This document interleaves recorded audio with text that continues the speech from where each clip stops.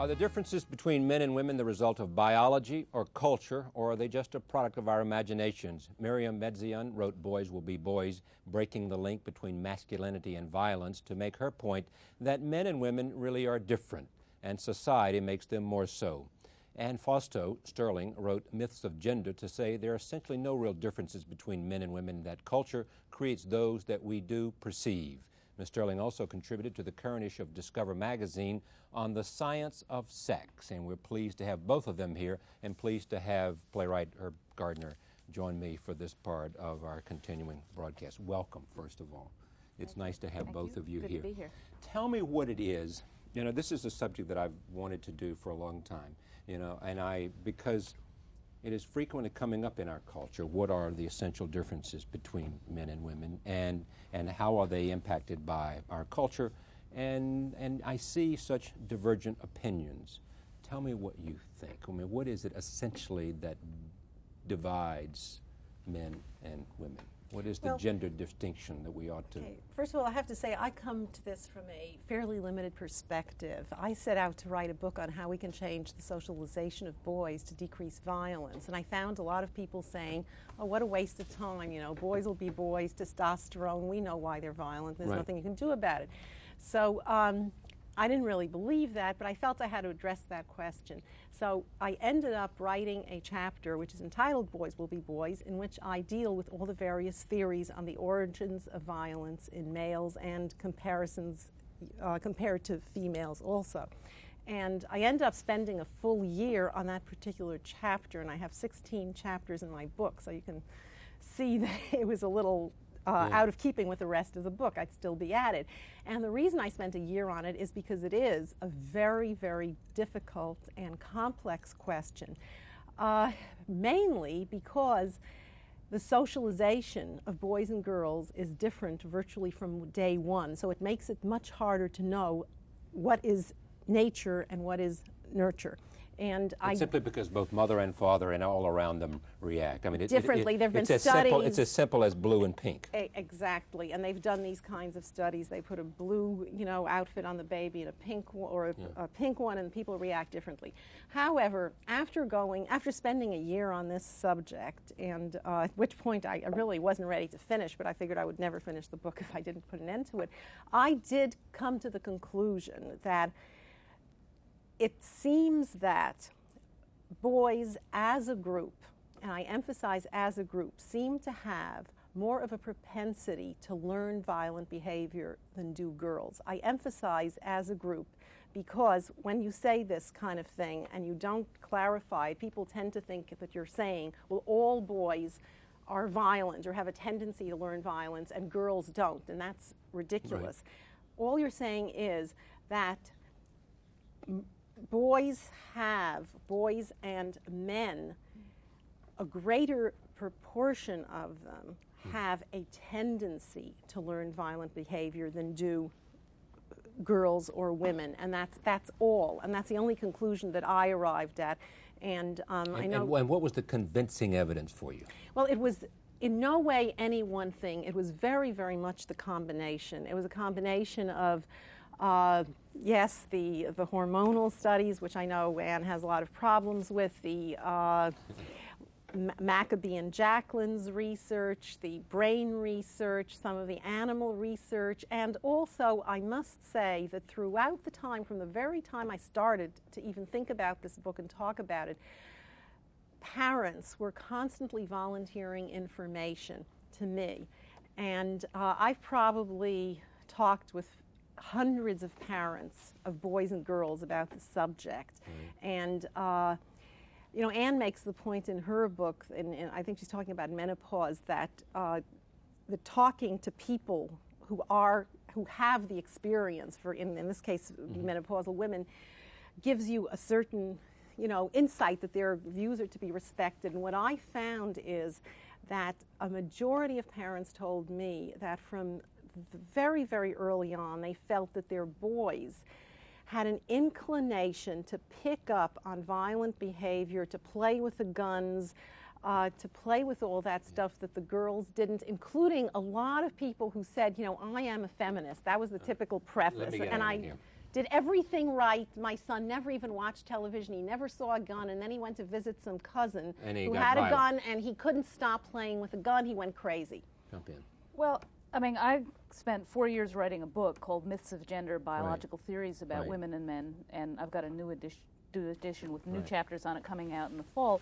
I've spent a long time poring over this literature, and it's a lot of it's the same literature that you went over, and what you have is a lot of bad literature coming from a lot of different sources, and a lot of different sources. Bad literature because it presumes, for example, that there is a way to distinguish between biology and culture when, in fact, that's an impossible thing to do. It's not a question that it's very difficult. It's not possible to do. Bad literature because it starts with a set of cultural presumptions about males and females and then reads them into the findings. And so if you have 5 different fields in which the work is badly done in all 5 of them, coming to the same conclusion, it doesn't make it a good conclusion. It just means that you have 5 bad conclusions adding up to nothing, because nothing and nothing and nothing still makes nothing. So, I mean, we could argue at length about any of the specifics, but there's no the use of anecdotal evidence. Okay. Tell me how we should approach this issue. I mean, all of us are fascinated, and and news magazines put it on their cover. I know. It drives me nuts. We're all fascinated. I mean, you have some curiosity about the essential difference in the behavior of men and women. Let me say something. I mean, I think that one of the first questions one needs to ask is, why are we so fascinated? Okay. And one of the things I think is that we're so fascinated because searching a biological difference becomes an excuse for not dealing with a whole range of social and political issues. It becomes an excuse for not dealing with violence against women. It becomes an excuse for not looking seriously at the gender gap in pay.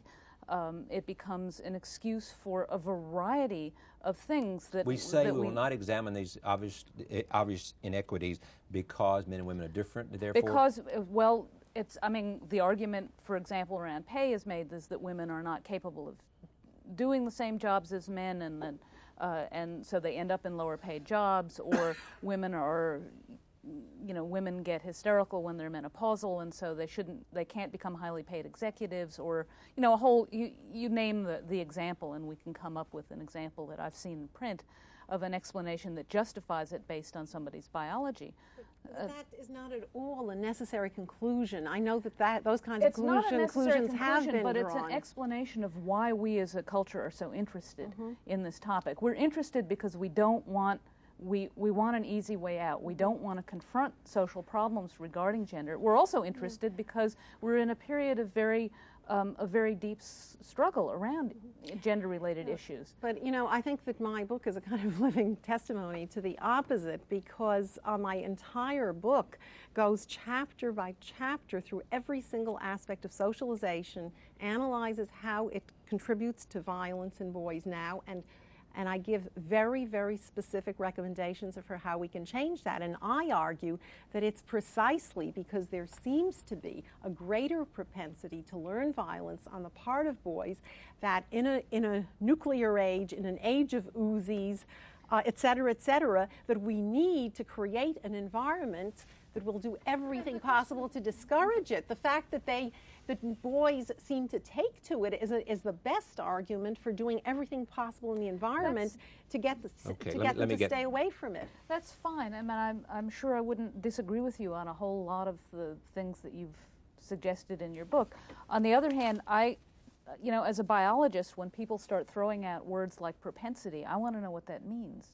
And it's not meaningful at the biological level. I mean, there are 100 cultural explanations to explain why some little kid whose parent you've interviewed suddenly wants to play with a gun when he visits his cousin's house, and the first 99 of them are on television. But you see, first of all, my book is not anecdotal. It's really based entirely on research. I have a footnote in my Boys Will Be Boys chapter saying that as I was doing this research, I was just very struck by the fact that that these parents who were, all talking to me and telling me their stories were so much confirming, in particular, Maccoby and Jacklin's findings. And I know that you have a lot of trouble with this. This is one of the it's a very major book, studies. And I really pull it apart. What does Maccoby and Jacklin say? Maccoby and Jacklin did an extensive study of all the literature on male-female differences, and they decided that there were very few areas in which there's any real difference.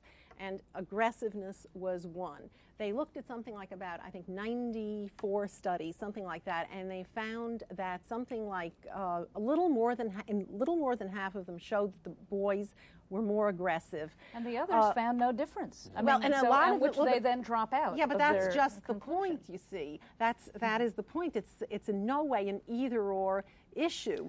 Well, you see, it's for every parent you have telling you how amazed they are at how their boys, want to shoot guns, I have parents who tell me that they can't tell any difference between their daughter and their son. And, I mean, yeah, that information just doesn't seem to me very helpful or very telling, except that kids differ, number one, and parents, in addition, see things that they want to see. Let me just bring Herb in. I mean, you listen to this. I mean, how do you, any fascination about the differences in men and women, and you think about it as a playwright?